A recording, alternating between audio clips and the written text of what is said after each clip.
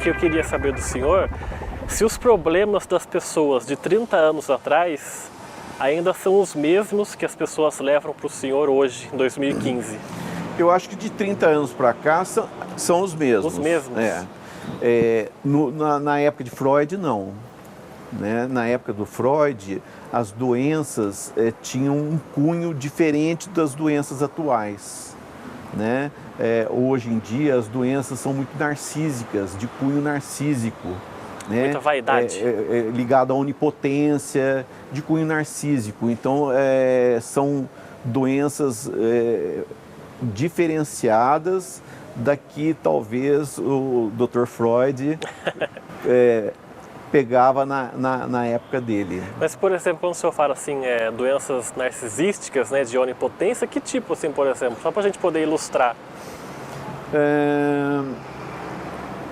Por exemplo, o narcísico, ele tem uma dificuldade muito grande de procurar uma análise, né? Porque o narcisismo, ele parte do pressuposto, né, de que ele se basta. Né? É o narcísico, né? da questão mitológica. Né? Então, está ligado à onipotência, eu me basto, eu até estou superando Deus, que mesmo Deus, na condição, né, de força plena, né, tudo infinito, né, ele necessitou do homem, né, tão frágil e tão delicado e sem condições que pudesse igualar a ele próprio, a Deus, né? Ele precisou do homem, mas onipotente ele não quer nem precisar de nada, nem de ninguém. E isso cria muitas doenças, né? Porque as pessoas se fecham em si própria. E o ser humano, ele não foi feito para se fechar. O ser humano, ele não tem uma condição de sobreviver fechado em si próprio, né? Ele não tem vocação para ser ermitão, né?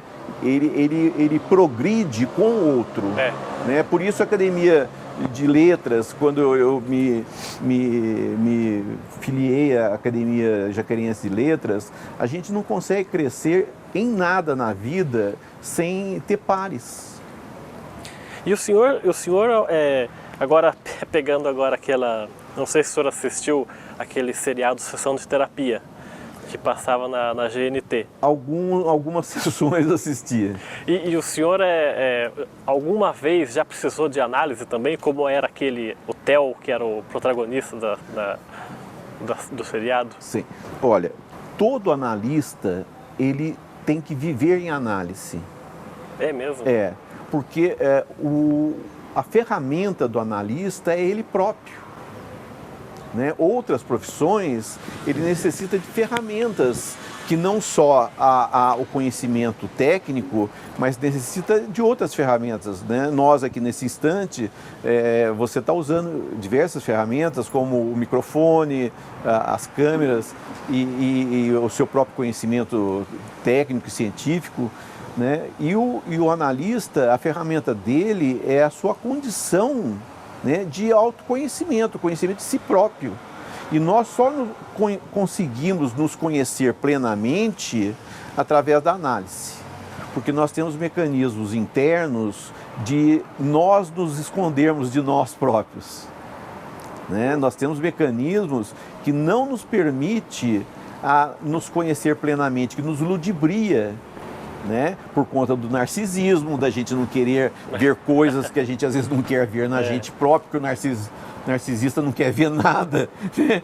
De doença em si mesmo. Assumir os defeitos. Então, e o Freud, com a sua maravilhosa ferramenta, que é a psicanálise, ele mostra que através do outro, né, ele é capaz de nos passar essa percepção do que ele vai, através da ferramenta chamada psicanálise, ir nos mostrando, né, quem somos realmente. Né? A mesma coisa, você lê um livro de autoajuda, você tira a conclusão que você quiser, até equivocada. Né?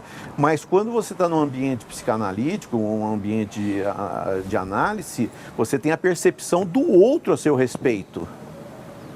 né? E você vai aberto para o outro. Né? É diferente de uma conversa informal na rua ou num boteco ou em qualquer lugar, que você pede uma ideia do seu colega, do seu amigo. Ele não tem a obrigação de conhecer esse instrumento. Agora, o analista, através dessa instrumentalização, ele passa a dar um retorno para o analisando de quem realmente ele é. Né? E a gente só cresce quando a gente se conhece. Todo instrumento, quanto mais eu conheço um instrumento, mais eu sei lidar com o instrumento que eu conheço. Né? Então, por isso que o analista tem que, antes de começar a atender seu primeiro paciente, ele já tem que ter passado por anos de análise. E o senhor passou aí pela Academia Jacareiense de Letras, o senhor é membro da cadeira número 4, né? Número 4. Cujo patrono é o Orlando Hart, que o senhor conheceu, né? Conheci, um homem fantástico. Um homem fantástico, um cabelinho branco, os olhinhos azul, muito frágilzinho, né? E conheci na mesa da administrativa da Santa Casa. E como é que é para o senhor fazer parte da academia? Como é que foi o convite para o senhor entrar na academia? O Geraldo José da Silva, eu trabalhei com ele na General Motors. Gosto muito dele, um grande amigo. E ele fez o primeiro convite, eu aceitei, fui na primeira reunião, que foi justamente no dia 17 de junho de 2008, e lá fiquei. E gosto muito dos meus pares, dos meus colegas. E o senhor escolheu o seu patrono, né? Fui eu que escolhi.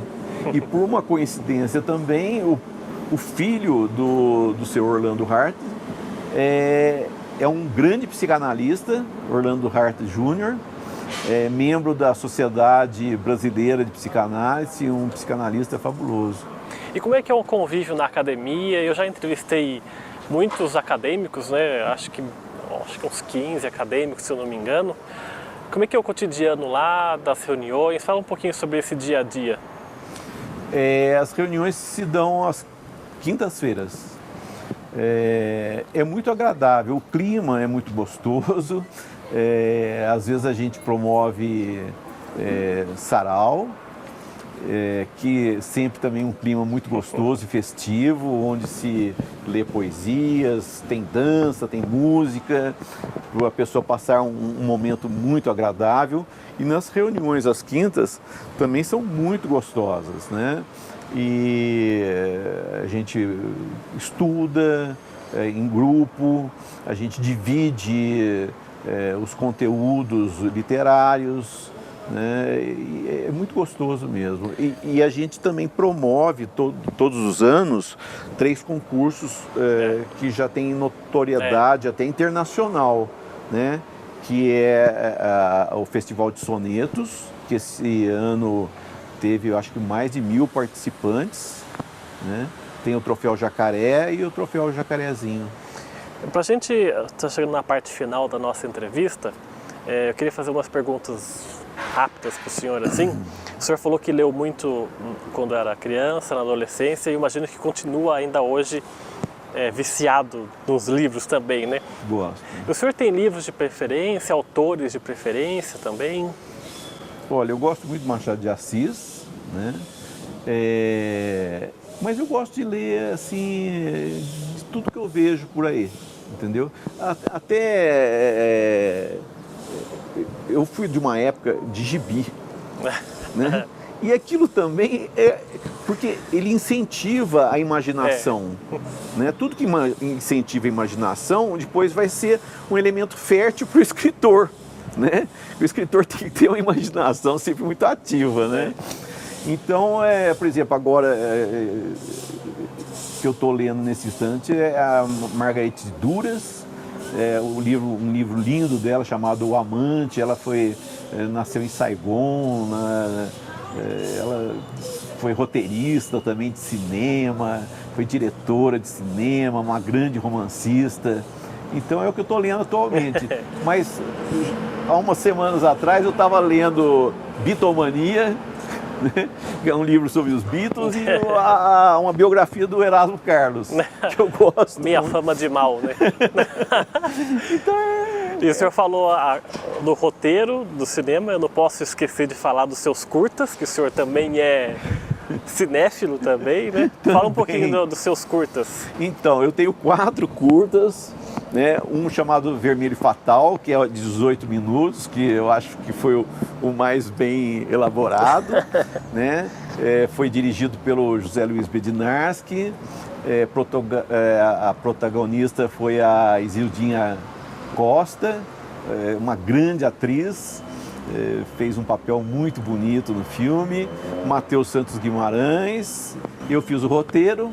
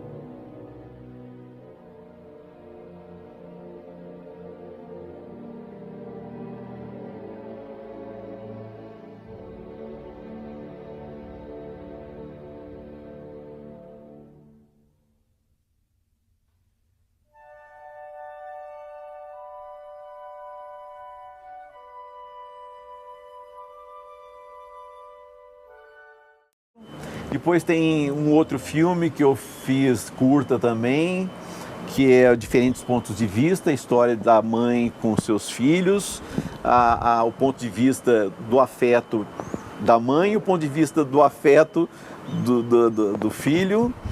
E tem um outro que eu fiz também, A Festa Continua, que é um bonequinho se divertindo numa noite de carnaval e depois enfrentando a quarta-feira de cinza. E um outro sobre um sapinho que grudou num carro em movimento e veio parar aqui em Jacareí.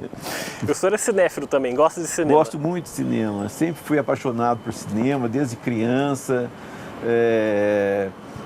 Eu ia É interessante que na época, quando eu era garoto, eu ia toda semana no cinema em Santa Branca. Havia um acesso muito grande a isso, né? E o senhor tem filmes preferidos também ou não? Tenho alguns que eu acho assim, por exemplo,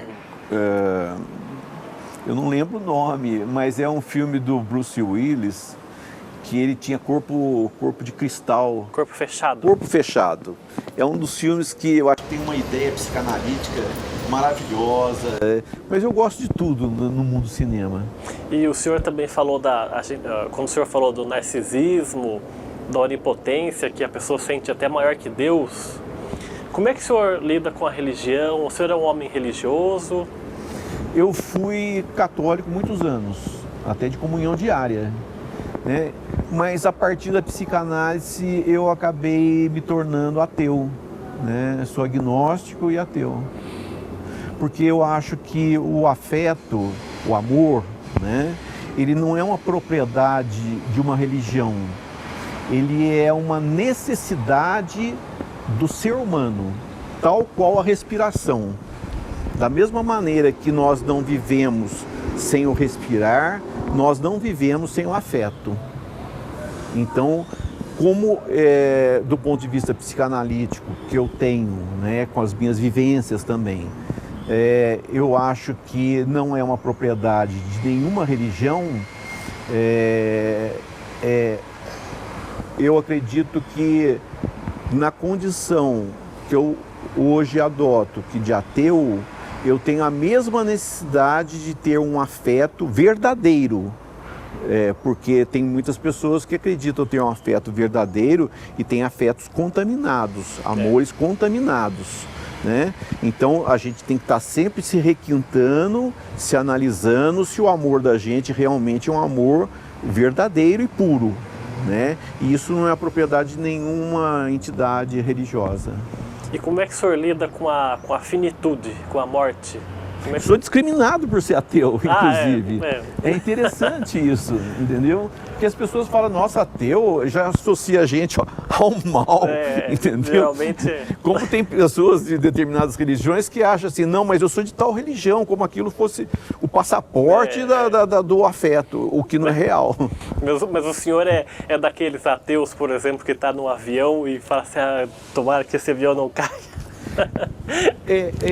Eu acredito que ainda haja resquícios, entendeu?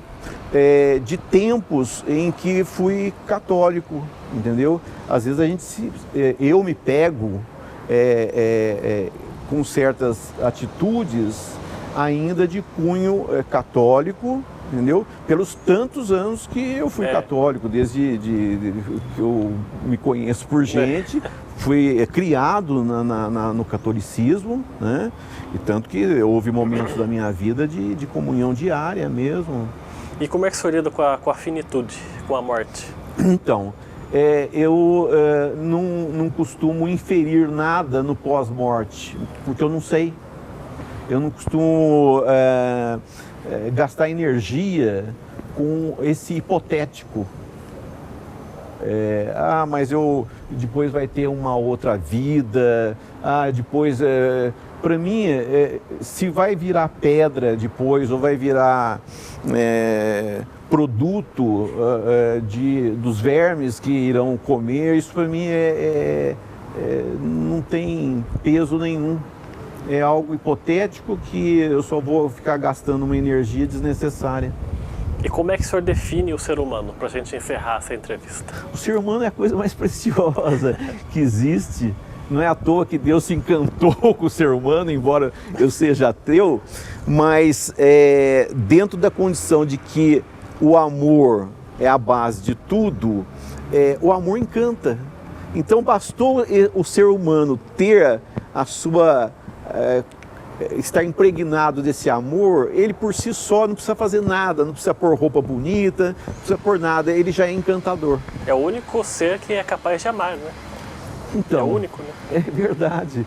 E então isso basta, né? A pessoa não precisa fazer nada para ser bonita, basta ela ter afeto, basta ser afetiva, ela por si só vai encantar o mundo.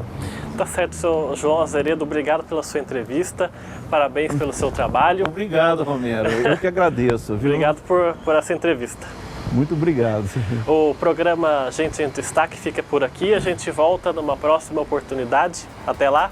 Infelizmente, o que nós vemos hoje é exatamente esse desastre, né? Em que o próprio sistema, infelizmente, abre as portas para o capitalismo mal intencionado e pelo peso do dinheiro coloca quem eles quiserem lá.